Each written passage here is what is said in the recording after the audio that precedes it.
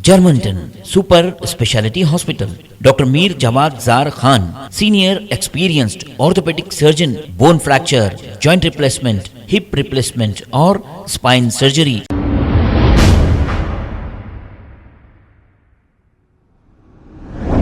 अस्सलाम वालेकुम नाजरीन, 7H न्यूज़ सच को रखे आपके आगे। नाजरीन, कांग्रेस की सीनियर लीडर शिराज खान ने कल जगतियाल पहुंचकर फराह शेख से मुलाकात की और इनके घर पर बैठकर तमाम तफसीलात हासिल किए। जो एसआई ने इन्हें बस रोककर उतार के इन्हें मारा है और इन पर जो भी हालात हुए हैं, हर टीवी चैनल पे गर्मा गर्म बहस चल रही है। इनके घर पहुंचकर जगतियाल में फराह से तमाम तफसीलात हासिल किए। आइए सुनते हैं तमाम तफसीलात इन्हीं की जुबानी। पेट में लात मारे हैं, हाँ, उसको मारा गया बार बार कंटिन्यू। एक मर्द जात की इतनी हिम्मत कैसे होती, ये है। और बीइंग ए पुलिस ऑफिसर तो इसके ऊपर सेक्शंस क्या होते, फिजिकल अब्यूज के होते, यहाँ तक के सेक्सुअल अब्यूज के भी सेक्शंस होना, तो वो चीजों को लागू करना, तो तब कहीं जाके हमारा एफआईआर बच्ची के ऊपर इंसाफ की बात करता, अदरवाइज नहीं होता। ये एफआईआर कुछ भी काम का नहीं है। एफआईआर में बच्ची के साथ जो हादसा गुजरा, जो बच्ची जिस तरीके से उसको लेके हरास किया गया है, मेंटली बोलो या फिजिकली बोलो या अब्यूजिंग तरीके से बोलो आप, तो कुछ भी नहीं है। अगर मैं यहाँ ठहरी, अगर आपको धक्का दी थी तो आपको हर्ट होते नहीं होते आप, फिर वो बच्ची थी। वो क्या तरीका है, सिनेमा के तरीका, आ जाना बस के सामने रोक देना, गाड़ी रोक देना, चढ़ जाना। अरे भाई, तुम्हारी बीवी शिकायत करी तो बीइंग ए पुलिस ऑफिसर आप उतार के पहले बातचीत करना था, अदरवाइज कुछ शिकायत दी तो दोनों को बीएस लेके जाना था।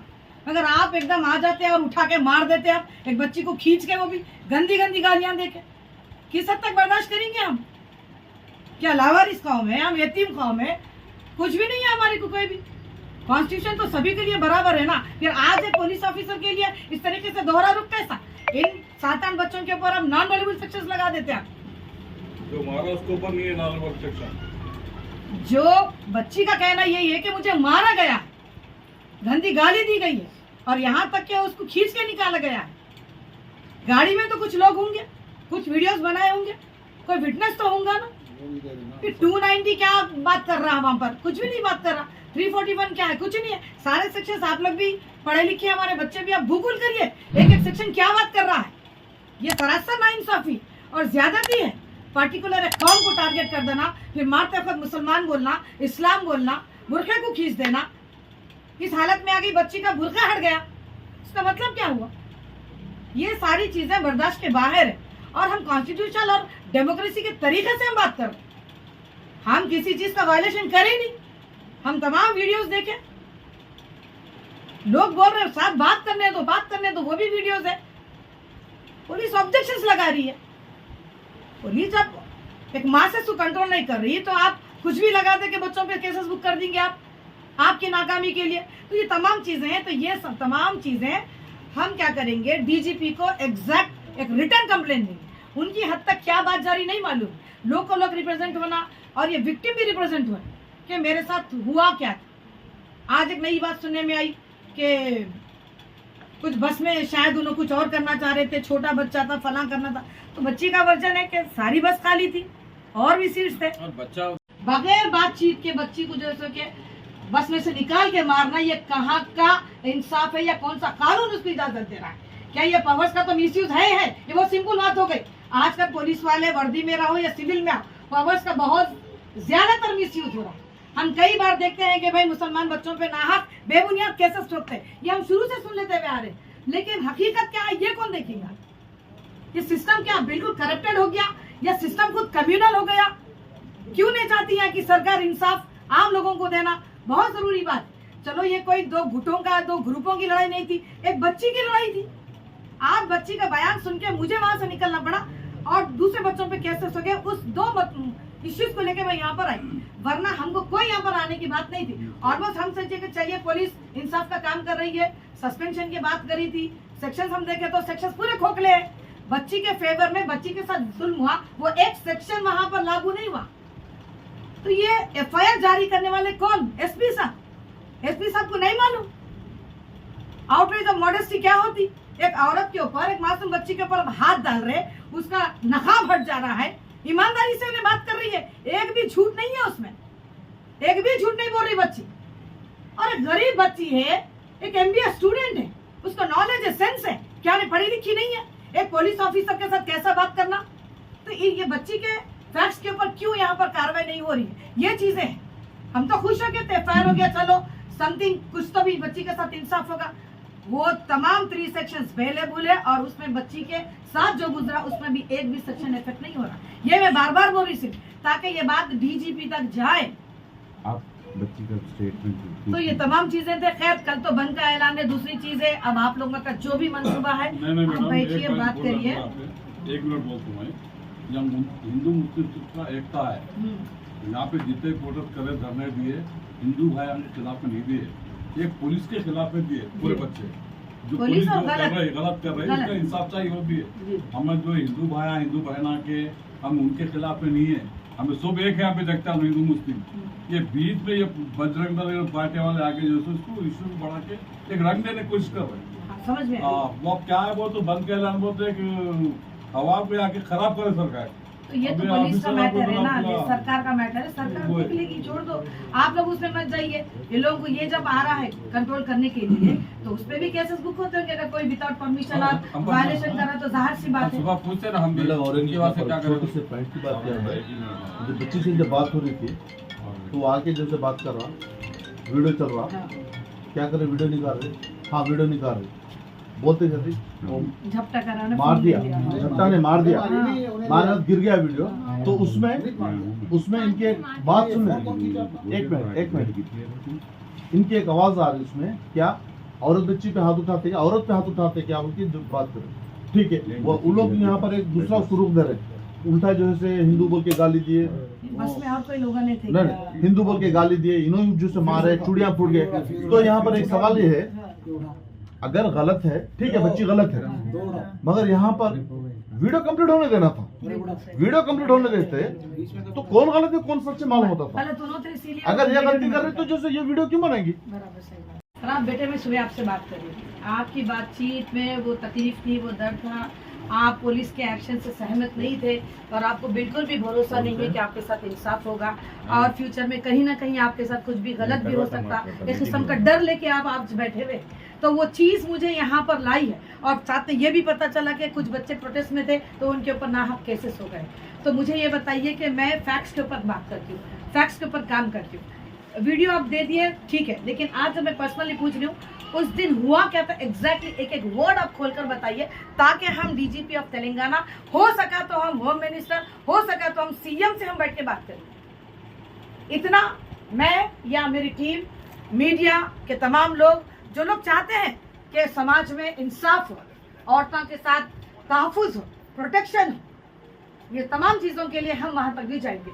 आप बताइए बेटा उस दिन क्या हुआ, एक बात भी आप मत छुपाइए।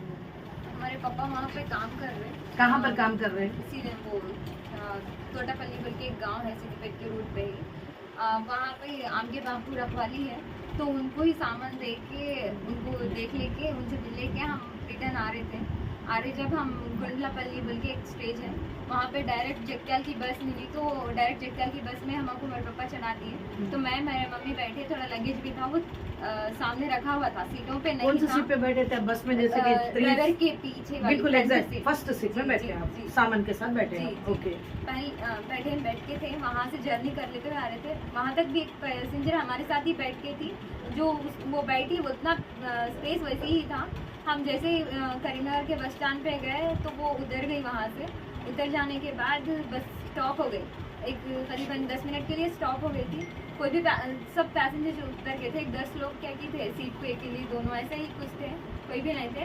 ये जो अनिल के जो वाइफ है, उन्होंने 4 बेड तो चढ़े उतरे थोड़ी दूर जा रहे, एक 4 सीट के आगे तक जा रहे, फिर उतर जा रहे आ जा रहे, ऐसा 5वीं मरतबा करके मेरे बाजू की आगे फ्रंट सीट में बैठ गए। बैठे बस एक सवाल है, आप जो बता रहे हैं 4 मरतबा वो सीट पे बैठे हैं और उठे हैं, तो सीट पे बैठे उठे हैं या गाड़ी से नीचे उतर के फिर वापस ऊपर चढ़े हैं?